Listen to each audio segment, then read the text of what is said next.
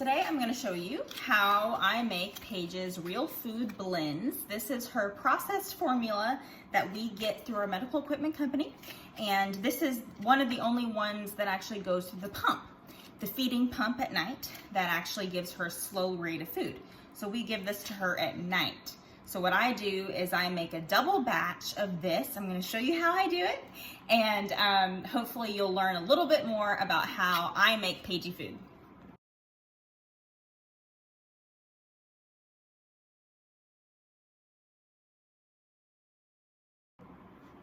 So now that I have labeled my bottles, I get my blender, my Blend Tech. I have my handy dandy scale. Put the Blend Tech on here, and I'm doubling it. So I'm going to use 2 cups of whole milk and 2 cups of kefir. So I use whole milk, especially for her calcium, to get her to her calcium need every day. And I use kefir because kefir is a great probiotic and it has a lot of good nutrition for Paige. So I'm going to weigh the milk and weigh the kefir to make sure I have the right amount. So now that I've added my milk, what I usually do is, as you'll read on the back, it says for best results knead before opening. So I kind of give it a good knead because this is prepackaged, right? So this is made and you don't want it to like chunk up. All right, and so then you tear it right here. And I pour. And by the way, the reason I put the milk first is because that's what the Blend Tech does. So if you ever put like frozen food in here or like whole food, you want to put it after the milk because the milk pulls all the food down and it blends a lot better. So I'm doubling this, so I'm going to use 2. I feel like I'm on a cooking show. I mean, I guess this is cooking, just a different way. This is my lazy mama recipe, one of them, but it's also necessary because it's the only one that goes to the pump. Side note, as a mama, it's very difficult for me, at least, to feed my daughter a bag of food. I kind of feel like I'm feeding a dog. One thing that I do sometimes to help with that is I smell the food, I taste the food, and I do realize it's almost like a smoothie. You know what I'm saying?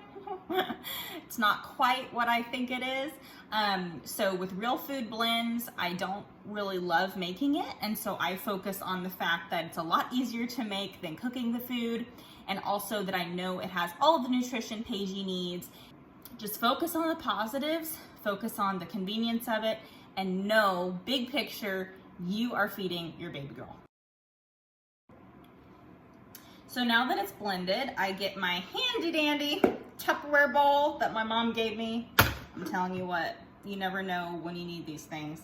I use this probably every single day. And I have my spatula. I do not have my strainer for this recipe because the Real Food Blends is already mixed and pulverized pretty well, and so I rarely have to strain Real Food Blends, even for it to go through the pump. Like, it just is very smooth. That's one big benefit of this recipe. For other recipes with whole foods in it, especially with rice, with meat, you always want to strain because you want the liquid to go through the gtube. We're going to take our Real Food Blends. I have my scale to weigh. I have it tared out with the bowl on top so I know the exact volume of the smoothie, food, whatever you want to call it. So now that I've poured the Real Food Blend mixture into here, I counted it, it was about 49.6, but I wanted to add some water for my girl because I want to make sure that she's getting enough water for the day. So I went ahead and added 8 ounces of water to get this to 57.6. Now the goal is to have each of these little guys with less than 8 ounces in it. So 57.6 divided by 8 is about 7.2. Don't worry, I'm not a mathematician. I use my calculator. So now what we're going to do is we're going to divide this amount between these bottles.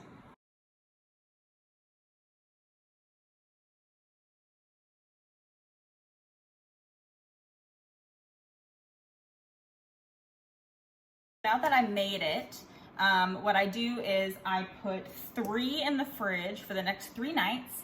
I put a couple in my freezer down here, and then I put 4 in my freezer outside. So basically I have 8 meals for Paigey, 4 for this week, 4 for the future. You can leave these things in the freezer for 3 to 4 months. You can leave them in the fridge about 2 to 3 days, according to the, I don't know, is it FDA? Who knows? That's what my dietitian told me, at least. So that's what I do. Always shake it. We warm that up before we feed it. And again, this can go through a feeding pump. So if you only have a feeding pump, you can put this through the feeding pump. Thank you so much, you guys, for watching, and good luck with your day as a doctor, special needs mom, or friend.